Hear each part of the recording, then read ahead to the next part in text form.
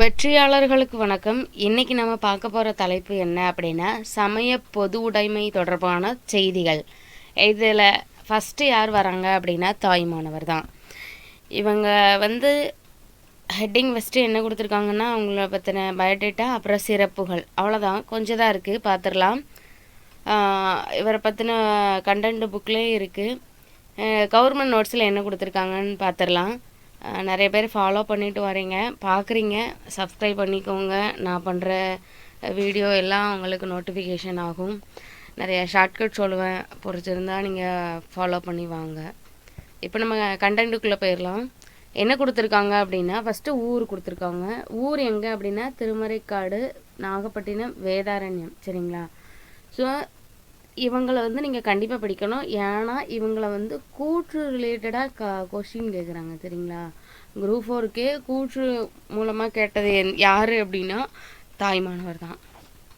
So உள்ளே போயிடலாம். இவரோட பெற்றோர், ஏன்னா 2019, ஏன்னா அப்போது வந்து கொஷினில் வந்து கூற்று காரணமே அவ்வளோவா கேட்கல. 21க்கு அப்புறம் தான் இந்த மாதிரிலாம் கேட்க ஆரம்பித்தாங்க.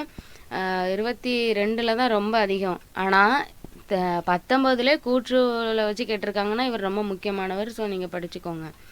இவரோட ஊர் வந்து வேதாரண்யம் மாவட்டம், திருமறைக்காடு. அதை வேதாரண்யம்ங்கிறது வடமொழிப்பார், திருமறைக்காடுன்னு மாற்றிருப்பாங்க. அடுத்து பெற்றோர் யாருன்னா, கேடிலியப்ப பிள்ளை, கஜவள்ளி அம்மையார். இவங்களோட மனைவி பேர் மட்டுவார் குழலி. இது ப்ரீவியஸ் இயர் கொஸ்டின்.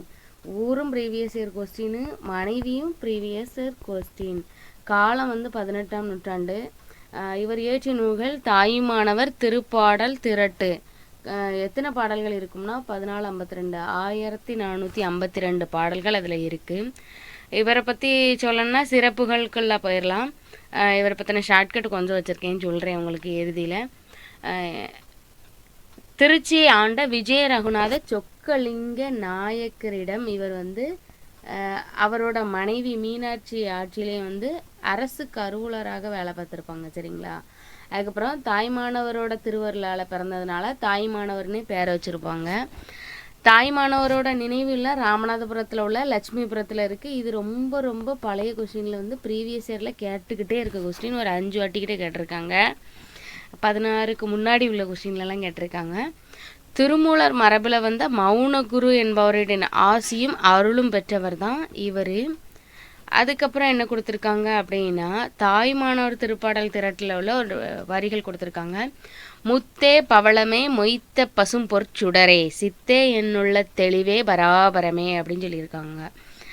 அப்புறம் என்ன கொடுத்துருக்காங்க அப்படின்னா, அருள் பழுத்த பழச்சுவையே, கரும்பே தேனே, ஆரமிர்தே, என் கண்ணே அறியவன. இதுவும் தாய்மானவரோட திருப்பாடல் திரட்டுல இருந்து தான் கொடுத்துருக்காங்க. அதுக்கப்புறம் அவரோட தமிழ் மொழியின் உபநிடதங்கள்னு எதை சொல்கிறாங்க அப்படின்னா, தாய்மானவர் திருப்பாடல் திரட்டு, தாய்மானவர் பாடல்களை தான் சொல்கிறாங்க. அவர் முக்கியமாக சொல்கிறது என்ன அப்படின்னா, எல்லாருமே எல்லா நலமும் பெற்று நல்லா இருக்கணும் அப்படிங்கிற மாதிரி தான் சொல்லியிருப்பார். எல்லோரும் இன்புற்றிருக்க நினைப்பதுவே அல்லாமல் வேறென்றறியேன், பராபரமே பராபரமேன்னு தான் முடிப்பார். அதுக்கப்புறம் என்ன சொல்லியிருக்காருன்னா, அன்பர் பணி செய்ய என்னை ஆளாக்கி விட்டு விட்டால் இன்ப நிலை தானே வெந்த இதும் பராபரமே. அதாவது அன்பருக்கு பணி செய்ய என்னை ஆளாக்கிருங்க, அதுவே போதும், அதுதான் என்னோட இன்பமே அப்படின்னு சொல்லியிருப்பார். அதுக்கப்புறம் அன்பை பெருக்கி எனதாயுரை காக்க வந்த இன்ப பெருக்கே இறையே பராபரமே அப்படின்னு சொன்னதும் தாய்மானவர் தான். இதே மாதிரி ஒருத்தர் வருவார், தாய்மானவர் மாதிரியே பராபரமே பராபரமேன்னு இஸ்லாமத்தில். அவர் பேர் உங்களுக்கு தெரிஞ்சிருக்கும். தெரிஞ்சால் கமெண்டில் சொல்லுங்கள், அவரை பற்றி வீடியோ போட்டுடலாம். இப்போ இவரை பற்றின ஷார்ட்கட் பார்த்துடலாம். தாய்னா ஒரு பெண் வந்து தாயாகிறா அப்படின்னா ஒரு கல்யாணம் முடிஞ்சாதா. ஸோ 18 வயசு அப்படின்னா தாய் ஆகலாம். ஸோ 18ஆம் நூற்றாண்டு ஞாபகத்தில் வச்சுக்கோங்க. அதுக்கப்புறம் இவங்க மட்டுவார் குழலி.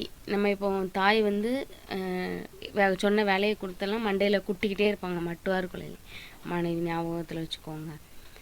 அதுக்கப்புறம் இவர் ரொம்ப கேட்குறது வந்து, நம்ம தாய் வந்து எவ்வளோ கஷ்டம் இருந்தாலும் மௌனமாக தான் இருப்பாங்க. மௌனகுரு ஆசியும் அருளும் பெற்று சிறந்து விளங்கியிருப்பாங்க. இந்த மௌனகுரு யாருன்னா திருமூலர் மரபில் வந்தவர், அது ரொம்ப முக்கியமானவர். சரிங்களா?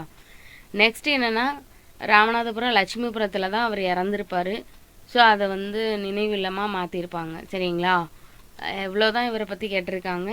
இது கவர்மெண்ட் மெட்டீரியலில் உள்ளது. புக்கில் உள்ளதையும் நல்லா படிச்சுக்கோங்க, இதையும் நல்லா படிச்சுக்கோங்க, ஃபாலோ பண்ணி வாங்க. நிறைய கண்டென்ட் போட்டிருக்கேன், பாருங்கள். ப்ரீவியஸ் இயர் கொஸ்டின் ஒன்று பார்த்துருக்கேன், அதையும் நல்லா பாருங்கள், ஃபாலோ பண்ணி வாங்க. வெற்றி அடையலாம். வெற்றியாளர்களுக்கு என்றுமே தோல்வியே கிடையாது. தோல்வி அனுபவமாக எடுத்துகிட்டு அடுத்த வெற்றிக்கு பயணம் அடைவாங்க. ஸோ தோல்வியை கண்டு பயப்படாமல் அடுத்த வெற்றிக்கு தயாராகிக்கிட்டு ஃபாலோ பண்ணி வாங்க, வெற்றி அடையலாம். நன்றி, வணக்கம்.